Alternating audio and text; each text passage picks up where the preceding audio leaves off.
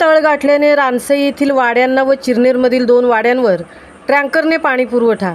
उरण तालुक्यातील रानसई ग्रामपंचायत हद्दीतील 6 आदिवासी वाड्यांना आणि चिरनेर ग्रामपंचायत हद्दीतील 2 आदिवासी वाड्यांना पाणी पुरवठा करणाऱ्या विहिरींनी तळ गाठल्याने आदिवासी बांधवांना भीषण पाणी टंचाईचा सामना करावा लागत आहे।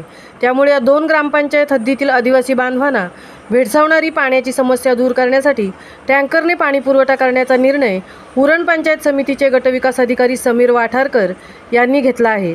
उरण तालुक्यातील जनतेला पाणी पुरवठा करणाऱ्या रानसई व पुनाडे धरणाच्या पाणलोट क्षेत्रातील पाण्याची पातळी खालावली आहे। त्यामुळे तालुक्यातील अनेक गावांमधील रहिवाशांना गढूळ पाणी पुरवठा होत असल्याची ओरड रहिवाशांकडून ऐकण्यास मिळत आहे।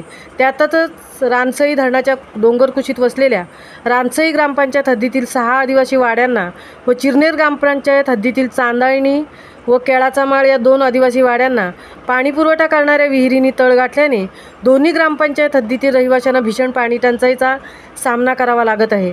त्यामुळे आदिवासी बांधवांना भेडसावणारी पाण्याची समस्या दूर करण्यासाठी टँकरने पाणी पुरवठा करण्यात यावा अशी मागणी आदिवासी बांधवांनी केली आहे।